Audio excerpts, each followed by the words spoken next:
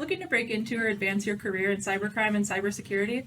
Push your career forward with a master's degree in cybercrime and digital investigation from Michigan State University. Experience a nationally ranked program taught by world-renowned researchers and practitioners that can help you play a role in combating cybercrime and advancing justice for victims. Designed to be completed in as little as 2 years and in a flexible online format that can work around your schedule. Visit cj.msu.edu to learn more. Welcome, everybody, to the Crossing the Firewall podcast. I am Tom Holt. I'm a professor in the School of Criminal Justice here at Michigan State University, and I'm also the director for the Center for Cybercrime Investigation and Training. And I'm here with my excellent co-host, as always, Taylor. Hi, everyone. I'm Taylor Fisher. I'm a postdoc here at Michigan State University, and I'm a research associate with the center as well. And today we have a guest with us who does some really interesting work. I think it's going to be provocative and get you thinking, especially if you are a pet owner with a distinct breed. I know we have a Whippet in our house who is probably very inbred because we got her from a breeder, but I guess that's what happens when you go after a certain kind of pet. Karasar's Diamond is our dog's AKC name, so bound to happen eventually that you wind up having some issues with certain breeds. So let me turn it over to our guest, Dr. Jack Whittaker. He is an independent researcher who studies all kinds of fraud and theft. Jack, I'll allow you to introduce yourself. Hi, everyone. Thank you so much for allowing to be on your podcast, Tom and Taylor. So yeah, as you were just saying, Tom, I've just finished my PhD not too long ago at the University of Surrey. And at the moment, I'm independent, but that's soon to change probably. Yeah, no worries. So tell us how you got interested in cybercrime. Wow, that's an excellent question, and there are a bunch of push and pull factors involved in that. The first thing that I should probably say to your audience is I'm a recovering business school alumni, and the whole notion of why I went into this was I was basically kind of dissatisfied in my life when I'd finished my master's degree in business. I remember I went for a walk around Canary Wharf in London, which is where all the skyscrapers are, and I just thought, is this really what I want to do for the rest of my life? I kind of like looked around, I saw a lot of glass and and to be quite frank with you, a lot of depression. So at that time as well, somebody who I was vaguely associated with said, I found this particular type of fraud that is interesting to me. Nobody does anything about it, and I want somebody, who's good at speaking to people to come on and, talk to victims and also help me to track down some of the websites that are involved in this type of fraud. And then at that time, we spent about a year doing that, and this thing grew exponentially. And I decided, I was just finishing off my master's degree, I kind of want to completely change my life and go into criminology. So I went around, spoke to different lecturers. Some of them told me to bugger off. Some of them were very nice to me.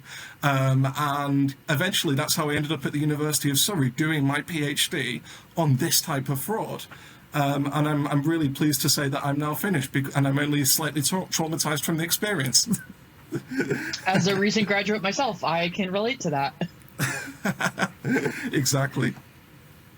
Yeah, PhD pursuits are never fun, no matter how well it goes. There's always a grind element to it. It's like it's like a bad JRPG. After a while, you just got to keep grinding, and eventually you'll get there.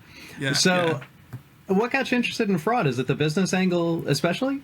Yeah, I think one of the main things is, firstly, I should say that I've spent a lot of time in Africa over the years, and I continue to spend a lot of time in Africa, particularly in South Africa. And one thing that I remember, I have this very poignant memory from my younger years. I was traveling down Johannesburg CBD, and I saw all these internet cafes there. And the guy that I was with said to me, oh, this is where all the fraudsters are. And these things look like kind of pirates' dens inside. And that kind of sparked something that never left me, which is this thirst for knowledge that I want to know what happens in these kind of dark and forbidden places in Africa. And yeah, eventually that's what really sparked my fraud enthusiasm. And then also as well, what was secondary to that is when I went into my PhD very much thinking, I'll see how this goes, and I don't quite know. And when I started speaking to my informants, I kind of came across what was a very harrowing and traumatizing story that they told me. And that kind of gave me the thirst to really want to do this and to start publishing on this particular topic. So that's kind of like every superhero has a backstory. That's my backstory. It's your origin story. I like it. Yeah. Yeah, so tell us a little bit about what your dissertation was on. Yeah, sure. So kind of let me take it from a very narrow focus into kind of a broader focus. So I went into my dissertation with, this understanding of what pet scams are. And I published what was the very first study on pet scams back in 2020 as the precursor to my PhD.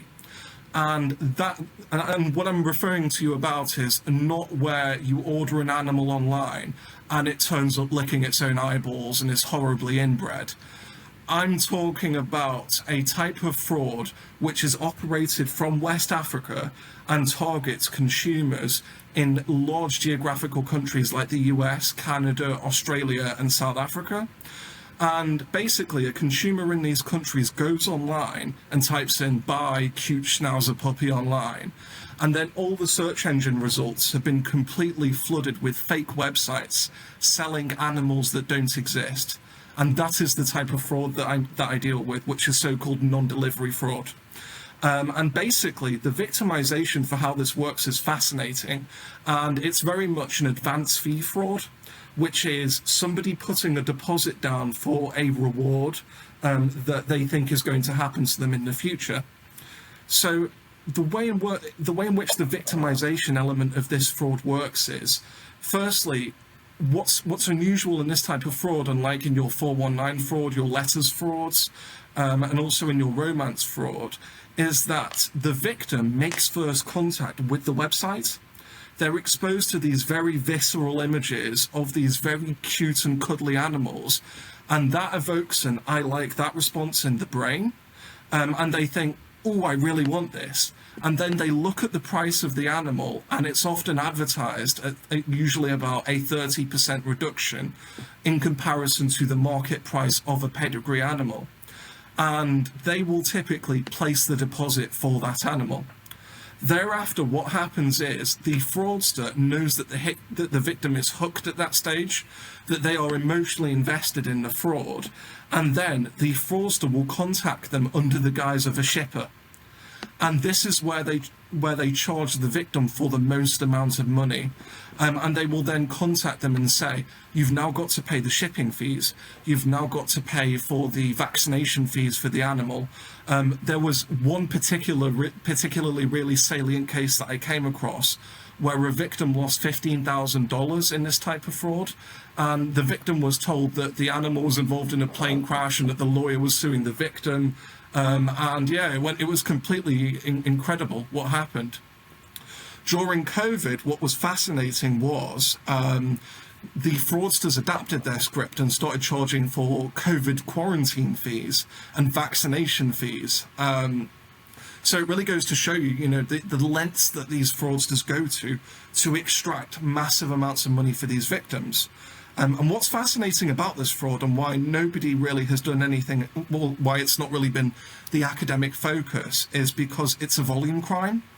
So that these fraudsters will typically defraud people for about, let's say $800 to $1,000.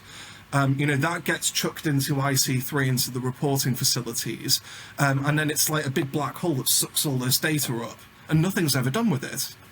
And as a result of that, we're at this very terrible stage now where these fraudsters have a carte blanche, where they can just do whatever they want without repercussion, and I find that frightening.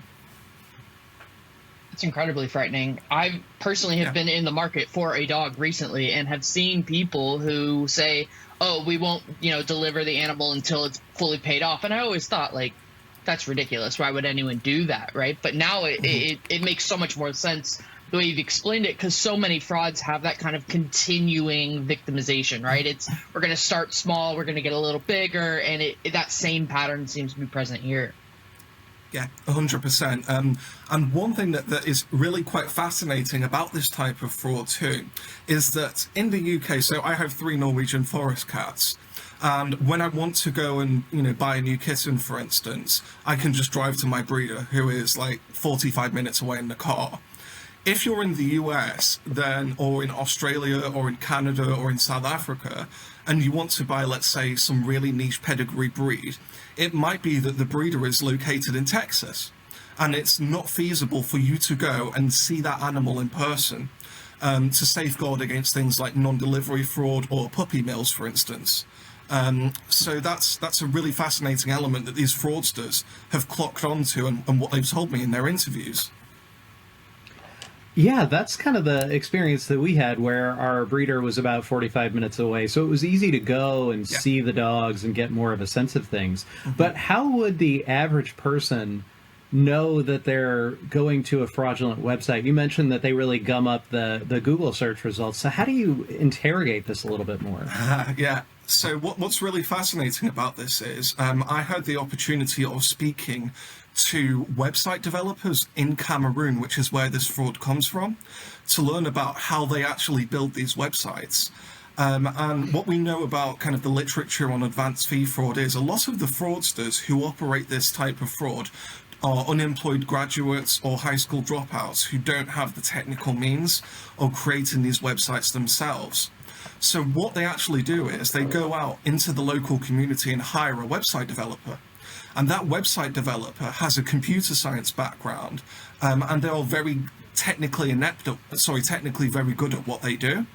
And specifically, what I found is the website developers are really good at this, and they can create these websites on an industrial scale, because all they need to do is have a good knowledge of a CMS system, like WordPress, for instance, and they will be able to go onto something like the American Kennel Club website, and they will then clone a whole website using something like HTTrack, for instance.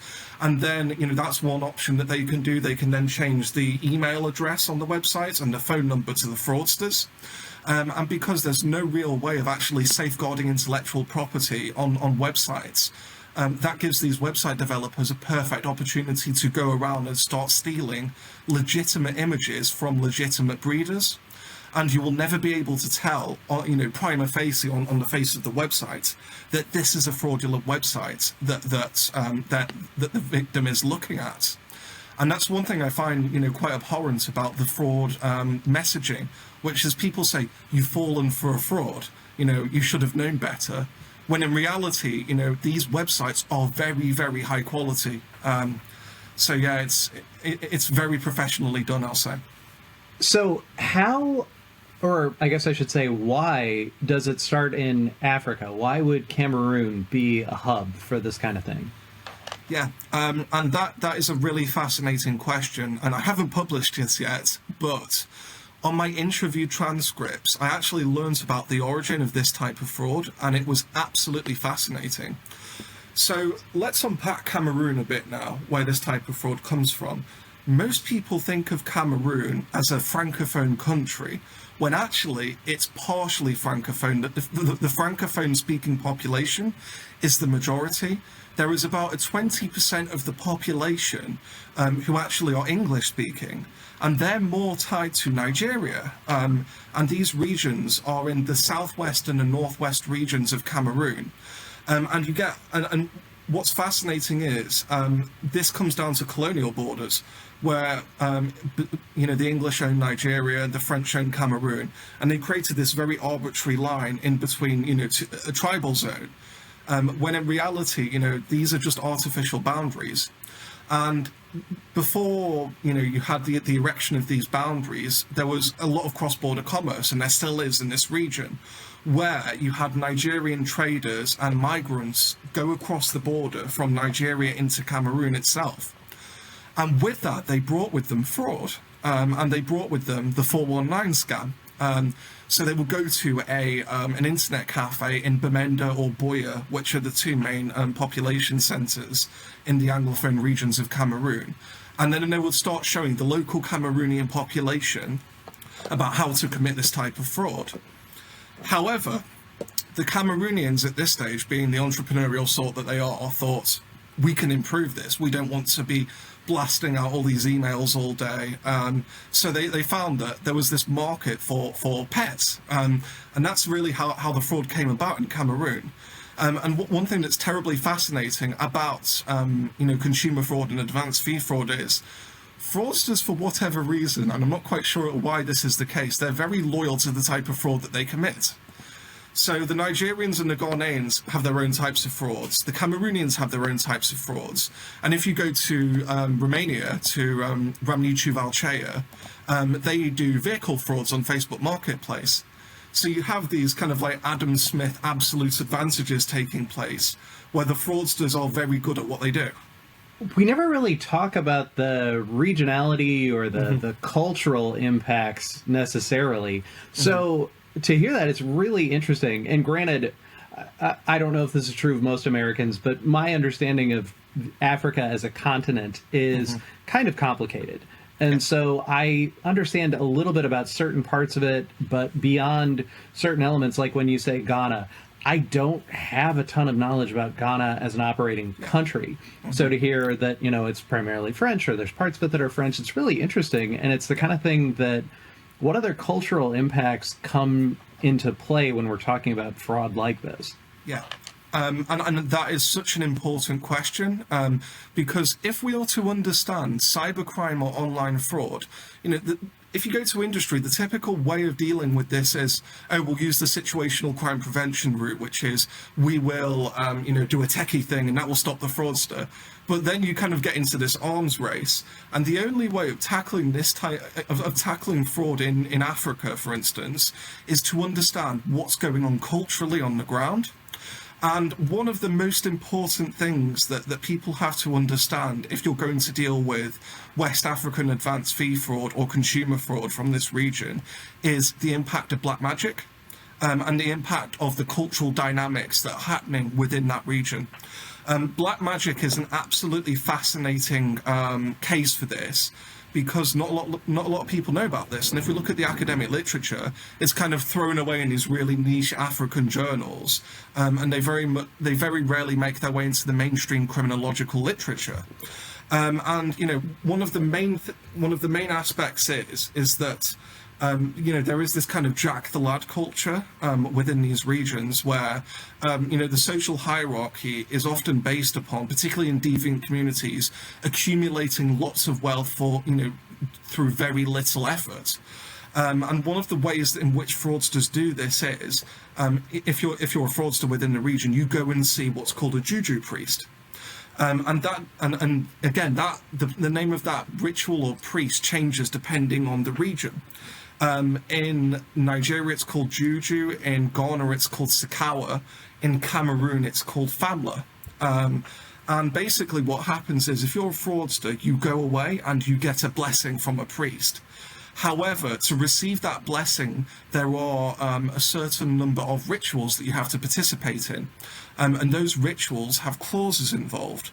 That might be, and again, there's a real interesting dynamic to this, because there are films that have been made about these rituals. One of them is called Sakawa Boys. And they the fraudsters have to get involved in these very quite disturbing rituals involving animal sacrifice. There was one that I read about where fraudsters had to go and lie in a coffin overnight in a cemetery. Another one involving going to rubbish dumps and eating the content. There was quite a famous case going back to 2003 involving a 14-year-old girl in Nigeria who actually killed 9 people to harvest their organs for use in these rituals. And that just goes to show you the extent to which fraudsters are willing to go to, perpetrate their fraud and to have status within their local community. So it's incredibly disturbing. Yeah, this is the kind of thing that never really comes to my mind when I'm talking about fraud in general. And so it's really surprising. Taylor, I realize you haven't said much. Do you have any questions? My mind is blown, honestly. What keeps coming to my mind is this kind of, there's this kind of networked behavior to fraud, right? Like, you need other people to accomplish certain things, but then that kind of goes with that cultural piece, right? That there's a community around these places, that there's people that, will invest in you, maybe spiritually, maybe, probably not financially, but, they will invest in you in some capacity. And so it's really interesting to see where the networks that we typically discuss are usually very financially motivated and very like skill based. You have a skill I don't have, therefore I need you. But here it seems where it's almost more like a family dynamic where you're building relationships with these people on more of a spiritual level and a cultural community level. And that's creating your network, not necessarily seeking out somebody that, you know, can be a better hacker than you or whatever it is that you're trying to accomplish. It's a really interesting dynamic that I think we don't, and Tom, correct me if you disagree, but I don't think we see a lot of cultural overlap with crime networks the same way that you've been describing. And that's really what has my mind just kind of going. Yeah, it seems as though we're so concentrated on the European networks. I mean, if you look at all the work out of the Netherlands, it's all Dutch. Or maybe to the extent that it's brought up, there's some African diaspora that's mentioned, but it is such a Euro-focused research literature that this is very, very specific but important to understand. 100%. And I think, a lot, some listeners might think, okay, well, this is an African problem. And kind of like from my time in South Africa, one of the common phrases used is African problems require African solutions, which I am inclined to agree with. But one thing that we have to keep in mind is, this type of fraud also has implications for people in the US, because these organized crime groups themselves are active in the US, for instance, and also in Europe, also in Australia. Because one thing that we've got to keep in mind is, how do these fraudsters actually get the money from the fraud that they are committing? Well, they have to use networks of money mules. And how do you go about recruiting a network of money mules? On the one hand, you can Tom, you've got a vast experience of this. You can go onto your darknet communities, and then you can go and pay a vendor who will then repatriate that money back to the home country. What I found is that on those cultural lines, the fraudsters themselves, or the website developers who have to stay aware of what the fraudsters are doing because they receive payment based on the fraudsters' success rates, they have these networks set up around people that they've been to school with, who then go off and get academic scholarships in the US, or they are working in a low-paid job, like in a McDonald's, for instance, and they will go away and become professional launderers for the fraudsters in Cameroon. So we actually have to understand these cultural dynamics, because it has implications for the frauds that, for the types of criminality that's taking place in the US and Europe and in Australia and South Africa. So when you're looking at these networks, are they hierarchical, like you would see more like in a family structure, or are they more spread out wide networks?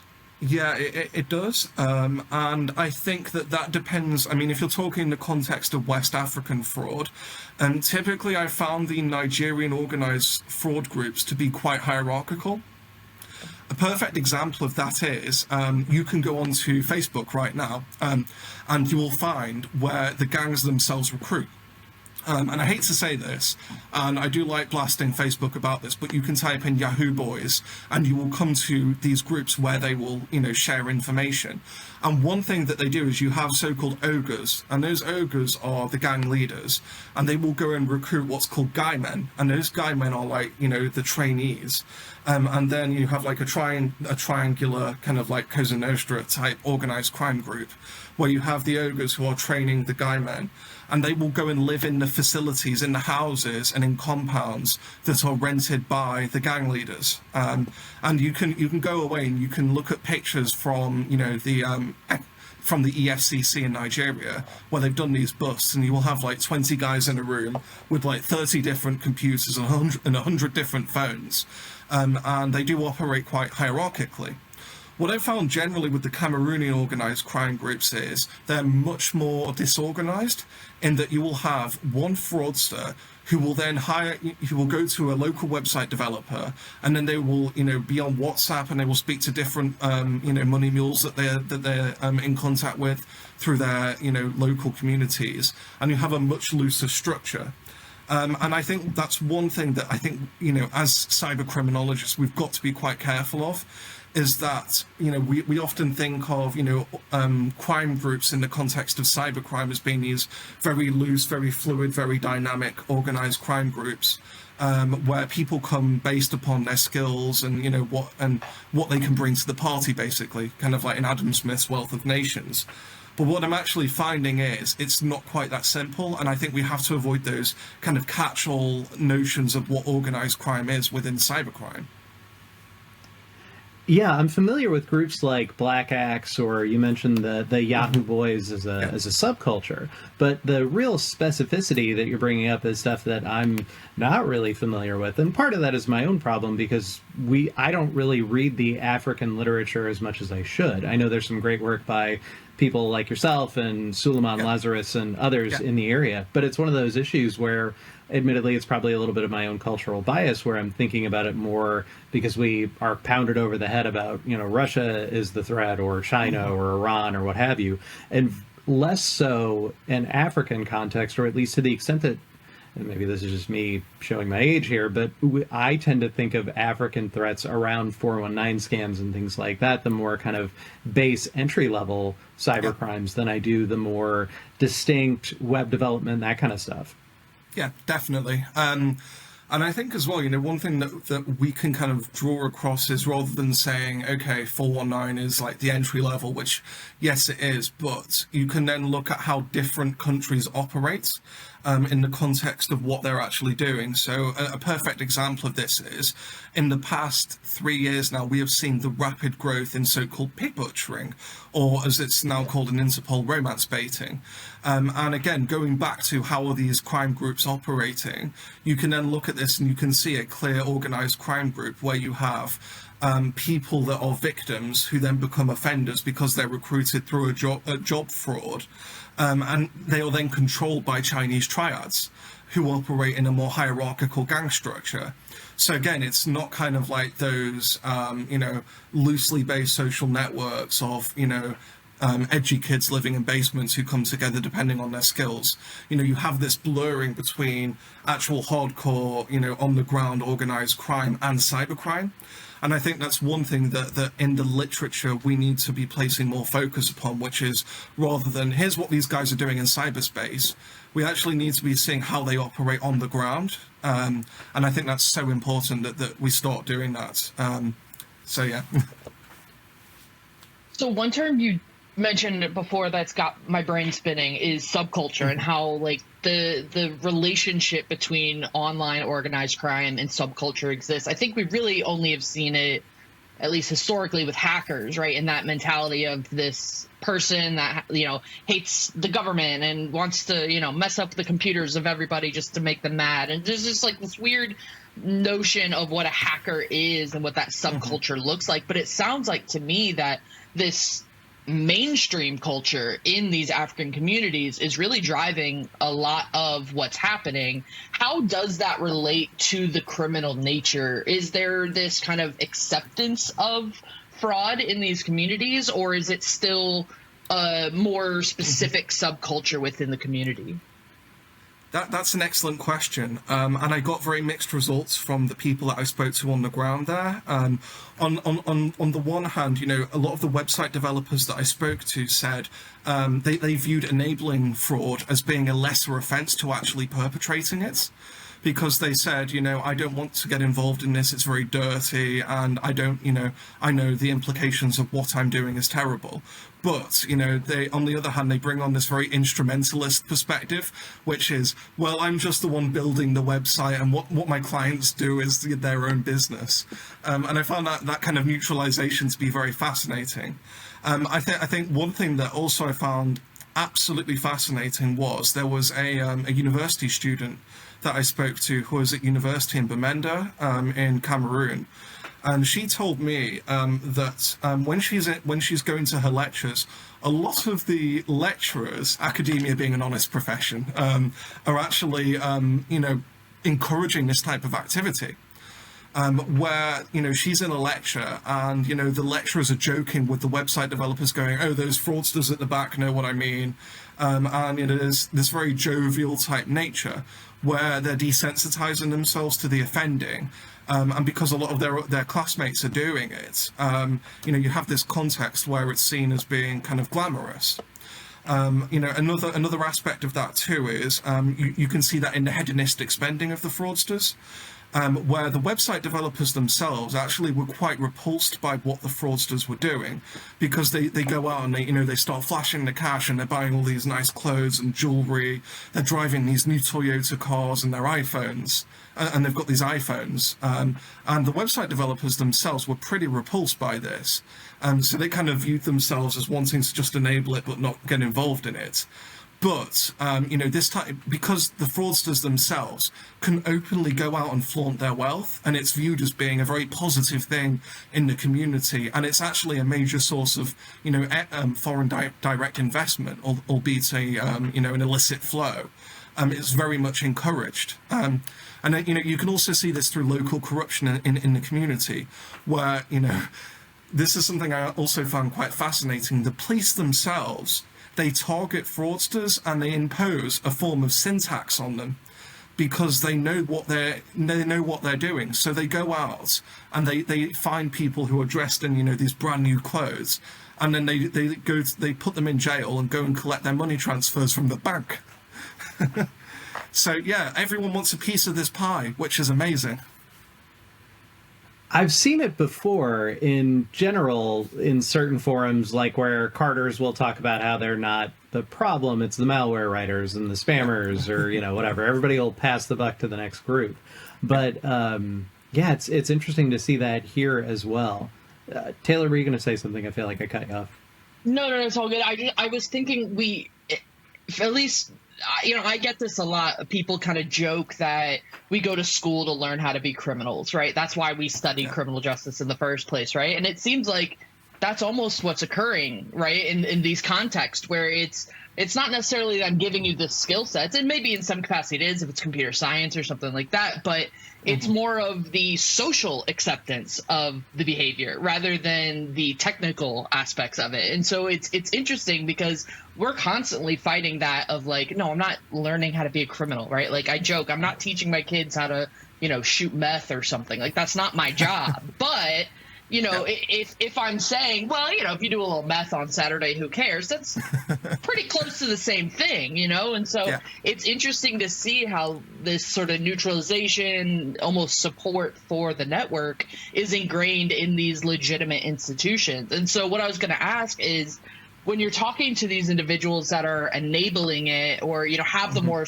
technical skills, that those components of it, do they have legitimate jobs? Are they working in legitimate spaces, or is this a side hustle for them? Like how does that operate? Yeah.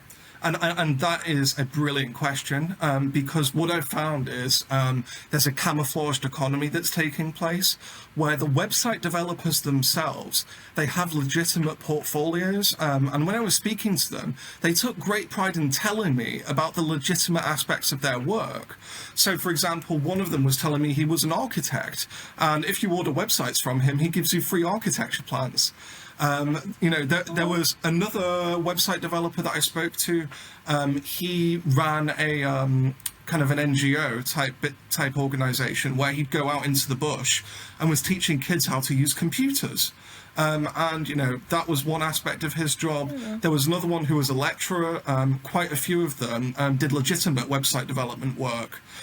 Where they were doing things like running the local university's websites for them, and they were creating those websites. There was one guy that I spoke to who was contracted by the government in Cameroon, and that was his side job. And what was fascinating was they spent a lot of time, and I did ask them directly, what is the percentage of legitimate versus illegitimate work that you do? I had figures ranging from about 60% to 90%. Let's take the extreme example of 90% of all these fake commodity websites that they're creating for fraudsters. The other 10% that they do, they can use that to put on their portfolios, and that is their marketing material. because they know that they can't market this stuff online.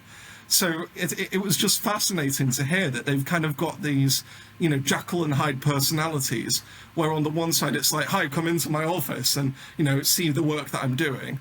And then on the other side of it, it's like, oh, I pick up my phone and I speak to this guy who's running 12,000 fake websites and is defrauding people for over $100,000 a year. So it was quite incredible, really. How did you wind up talking to or being able to access these populations? Because I can't imagine being here in the U.S., as an example, trying to conduct this research effectively, given the cultural issues, the connectivity issues, everything else. Yeah. And, one thing that I did look into originally was actually going to Cameroon. And, me being kind of like the Nigel Thornberry-esque figure that I am, who likes spending time in Africa, then I kind of quickly discovered, and again, this is probably something we should talk about a bit later, is, the whole conflict that's going on there. Basically, the Francophone government are spending quite a significant amount of their efforts trying to genocide the Anglophone community. And that was actually a major factor in my interviews. And I spoke to a couple of journalists who had actually been into the region, and they were like, hi, how do you feel about spending 12 hours in the boot of a car being smuggled into the region? And I was like, that doesn't sound very fun. Also, my supervisor, if I do get killed, my supervisor's going to have quite a lot of paperwork to fill out, so he's not going to be too impressed. So in the end, I had to kind of like take a desk-based approach, which was actually speaking to them remotely.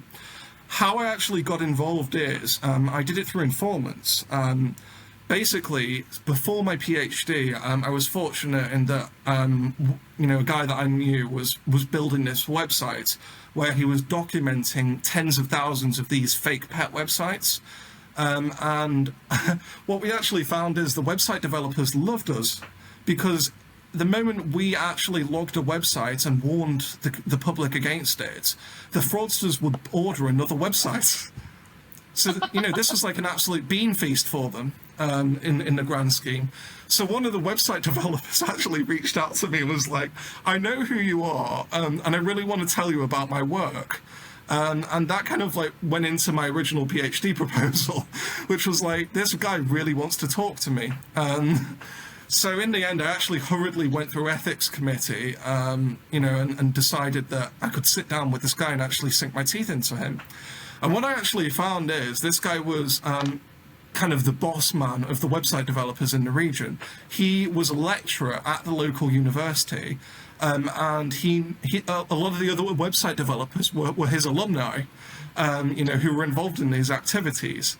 And he said, what I can do is I can act as a gatekeeper, and I will introduce you to all of my colleagues. That in itself, that was great and all, but what I will say is it's not for the faint of heart, because me being in the UK, what I found is these guys work on the same time zone as you in America, because obviously the victims are awake at that time. So I had these very rushed phone calls. Well, sorry, I wouldn't say phone calls, but I had these very rushed communications at like 2 a.m, where I'd get a call from one of these bad guys going, Jack, I'm free and I want to talk to you. So I'd have to wake myself up, prepare for an interview, and then run out and do the interviews.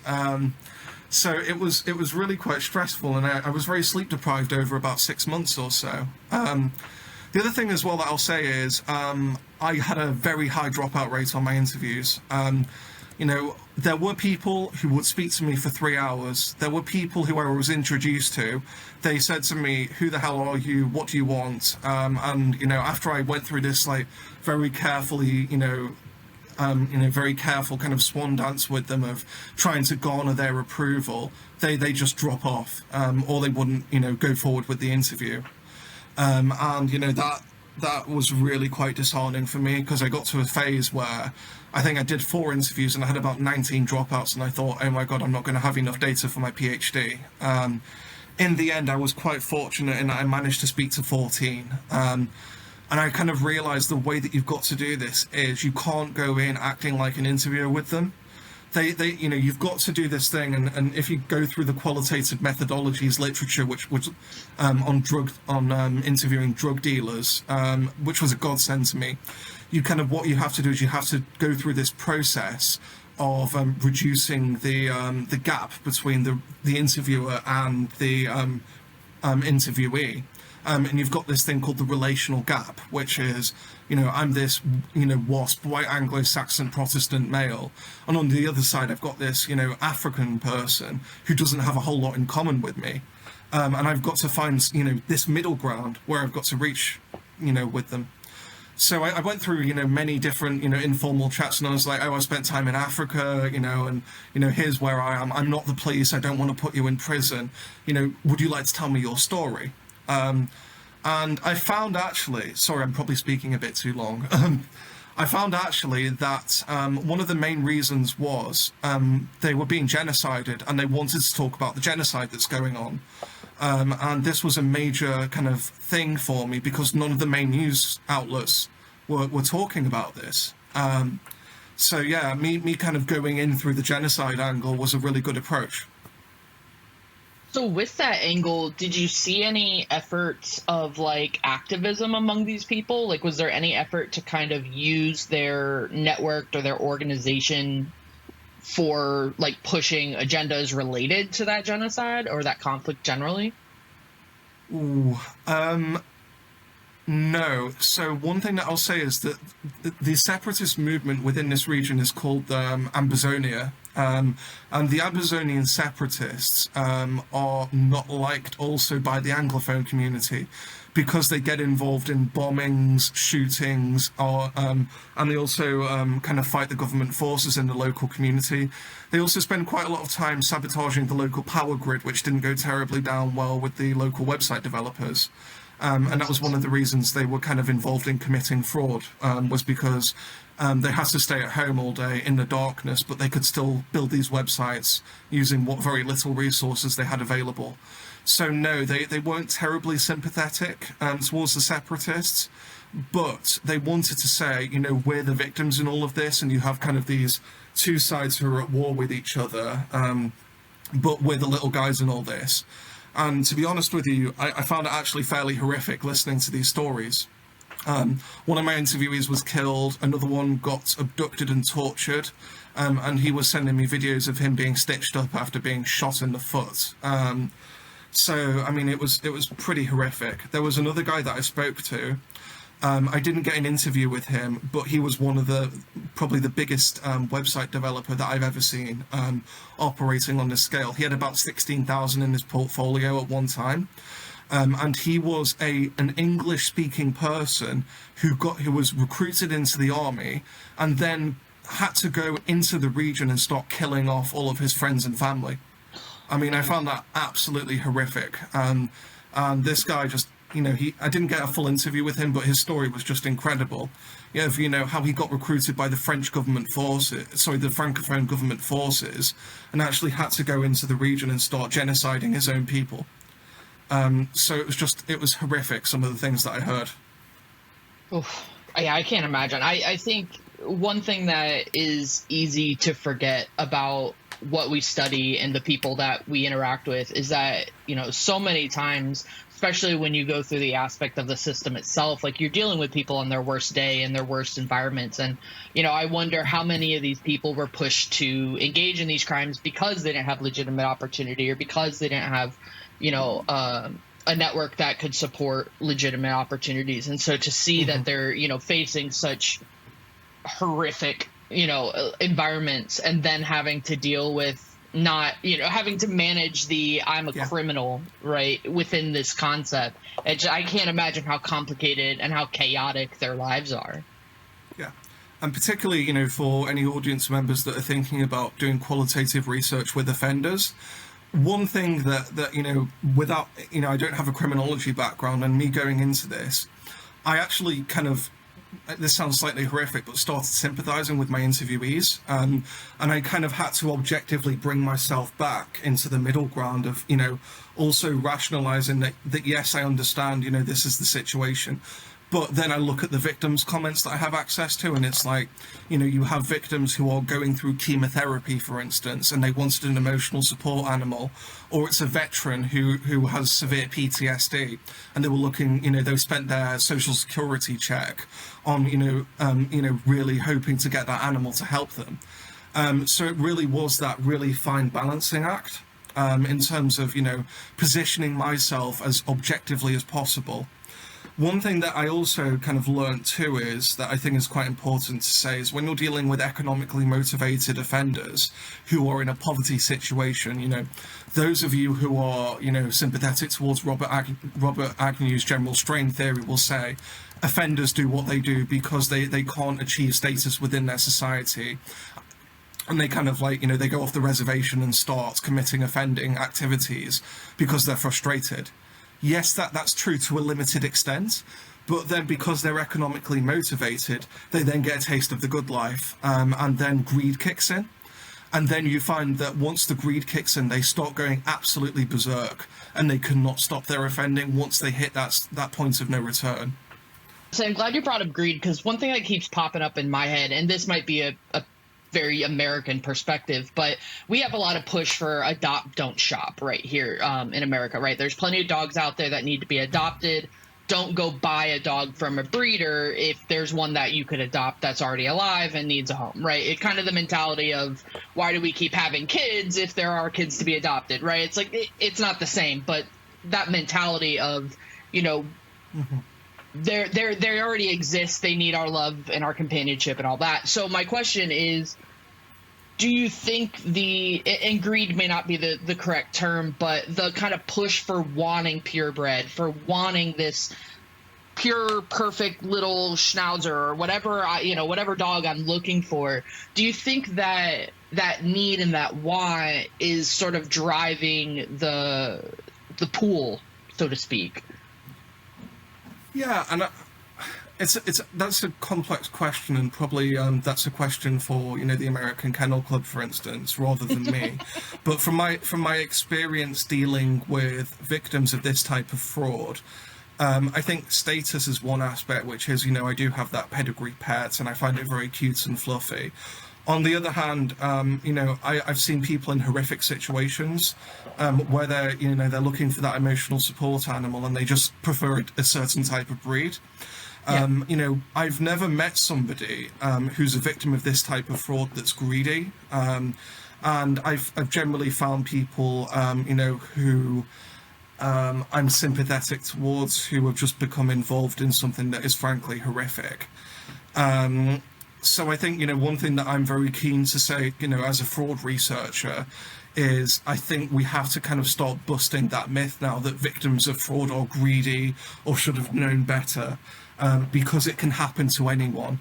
There is a fraud that can happen to you, Tyler, and you, Tom. All it takes is that one moment, that one vulnerable weakness, and it can happen. And it just so happens that our individual risk profiles change over time. And we have to stop thinking of fraud in the context of, certain demographics are more vulnerable than other demographics. Women are more likely to be defrauded because of men.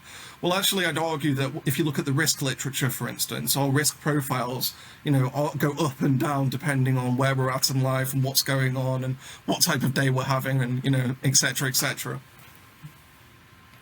So one of the things that we try to hit on, and you've mentioned so much of the social dynamic, is there a technical solution that can be brought to bear to at least minimize the amount of web content that's out there? Like if Google is getting jammed up through black SEO, is there any tools that they have, or is there secret sauce that we're not aware of that would reduce the prevalence of these sites? I mean, there has to be some technical solution that can be brought to bear, right? Tom, I think you probably know what I'm going to talk about now, but one thing that I am horrendously against, let's talk about choke points right now, which is A website itself consists of the domain name, the web hosting, and then the SEO that's involved at its most fundamental level. Well, you can't choke out the hosting provider because all you do is suspend the web page itself. The fraudster just goes to another hosting provider, and then the website's back online. And, you know, whilst it's also suspended, they can still access the email associated with that domain. So the only avenue that you have at that stage is actually removing the domain name from the website. So then you actually have to go through the domain name registrar. Now, there's a whole kind of worms that I'm going to try and kind of condense here, but the current system for domain name registrations is not fit for purpose. Domain name registrars are not policing fraud, and they haven't, and then even when fraud is reported to them, they go on this whole merry-go-round effect, which is the registrar says go to the hosting provider. The hosting provider then says go to the registrar. So there isn't actually an effective choke point. But the registrars themselves are regulated by the Internet Corporation for Assigned Names and Numbers, and that's called ICANN for short. ICANN has a thing called the Registrar Accreditation Agreement of 2013. In that Registrar Accreditation Agreement, it states specifically, and I should know the subsection, but I don't right now, it's escaped my mind, that registrars should take active steps for investigating abuse that happens through the registration of the domain names whois information, which generally fraudsters but fraudsters being themselves, they do lie occasionally, and they put rubbish in the whois information when you can even get access to that information, because often the registrars use a proxy.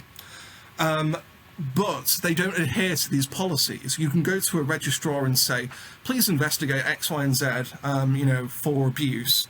It stipulates under the ICANN RAA that you have to do X, Y, and Z, and then they tell you to go away. And that is because ICANN itself is guard dog without teeth. What they're doing doesn't work. There hasn't been a single registrar that's had its accreditation removed for enabling fraud, and I find that horrific. And what we actually know, if you look at kind of where fraudulent websites are registered, they use the services of specific domain names. Namecheap, for instance, is a name that comes up, again and again. Name Silo as well is another name that comes up again and again. GoDaddy, they were always popular in the early 2000s, but they're still, overwhelmingly abused. So I personally think that the ISPs, the internet service providers, actually have to kind of intervene at this stage. And, they have to kind of realize that ICANN itself as an entity has failed. It's been industry captured by tech companies and, domain name registrars. All they want to, they don't have an incentive for doing anything about this. So actually, the ISPs themselves can just basically start blocking websites that are registered with certain domain name registrars that are not adhering to their policies on domain name abuse. So that's what I think can be done on a technical level. Obviously as well, the other technical solution that you can do is you can go out and just start shutting these websites down. It doesn't work. The website developers absolutely love it when you get these Department of Justice or IC3 figures saying we have shut down 10,000 fraudulent shopping websites. And you're like, yeah, we can all knock off and go to the pub tonight. When in reality, it takes them about 30 minutes to get a new website online. You just end up in this game of whack-a-mole, which doesn't work. So yeah, there is a limited possibility of tech working. How do you think AI will make this problem better or worse? Will it eliminate the need for some of these service providers, or how do you see AI fitting into this whole thing? That's an excellent question. I kind of started seeing AI being used in these websites in the form of text tumblers, where website developers themselves, they're very lazy, and they like to use cost-effective means. They kind of clocked onto the fact that one of the ways that you can flag a fraudulent website is using a string search in Google. So, an example of that is you can take the name of the website out and run through something like We are a family business committed to providing, the cuddliest Shih Tzu puppies on the market. You copy and paste that, and then you find the source website, the donor, and then you find 20 other websites that have all been, using these stolen text. And the fraudsters themselves started using text tumblers as kind of the first form of AI, even though it's not really AI, but it's a form of machine, generated text. I'm personally, one of the things that scares me to death now is, firstly, AI image generation. One of the ways that you can advise victims or potential victims is saying, do a reverse image lookup of the animal that's being advertised on these websites. And in the future, that's not going to be possible because the fraudster is then going to be able to generate, these very realistic looking animal pictures. And AI is slowly getting better to the extent where, you kind of, maybe 3 or 4 years ago, you could generate an image and it would have some deformed looking monster with 10 paws on it, and it looked like some sort of dog octopus. Now the AI is starting to get better and it scares the absolute hell out of me. Even in the future, you could have, whole fraudulent websites that are built just using AI probably. And that scares me to death. So that's something that law enforcement in particular has to be so careful about now, where, if you look at the advice that's being issued on online shopping fraud, AI is making most of that redundant. In terms of, do a reverse, image lookup, do a text search, complete rubbish now. What is, if you could condense everything down to one important piece of information or advice that the average person needs to know, what's that one thing that you want our listeners to take away from this discussion? Sure. So in the context of online fraud, the best piece of advice that I always say is remove the online from online fraud, which is, if you are going to buy something online, physically go and look at it in person. And if you create, it doesn't safeguard you against things like puppy mills, for instance, or counterfeit products. Go to a market stall and there's a dodgy guy holding out a trench coat offering you a Gucci handbag. It doesn't safeguard against that, but it reduces some of the risk. And specifically, it reduces the risk in the context of online non-delivery fraud, which is the type of fraud that I deal with. So that, in short, is my advice for the consumer. Go out and view the thing in person. At the very minimum, what you can do is go and ask for a live video chat with the breeder of the animal, and get them to show you the animal. However, I offer that advice very cautiously because AI is going to make that redundant very shortly.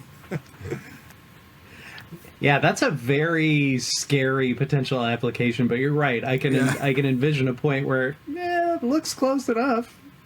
Exactly. So yeah. Well, this was really, really fascinating. This is an area that we haven't really touched on yet in the podcast, so we're really glad that you could join us. It was really good food for thought. I hope everybody listening had some interesting things brought up. We didn't even touch on the issue of the black magic component really as much as we could have even. So we'd love to have you back on. There's probably a billion more things that we could talk about. Yeah, indeed. No, thank you so much, Tom and Tyler. Thank you, Taylor, for having me on. Absolute pleasure, and good luck with your podcast in the future. Absolutely. Thank you for joining us, and thank you, everybody. We hope you join us the next time we cross the firewall. Thanks for listening to the Crossing the Firewall podcast. This is a production of the Center for Cybercrime Investigation and Training in the School of Criminal Justice at Michigan State University, produced by J.J. Thomas. The thoughts and opinions expressed are those of the hosts and the guests and do not necessarily reflect those of the university. If you have a comment or a question about the show, please email us at crossingthefirewall@gmail.com. Also, make sure that you follow us on Instagram and LinkedIn for more information. And if you're enjoying us on your favorite podcast app, please make sure that you like the show and leave us a review so that way everybody knows what we're up to. And if you're listening in on YouTube, make sure that you like us and subscribe so that way you're staying up to date on everything that is crossing the firewall.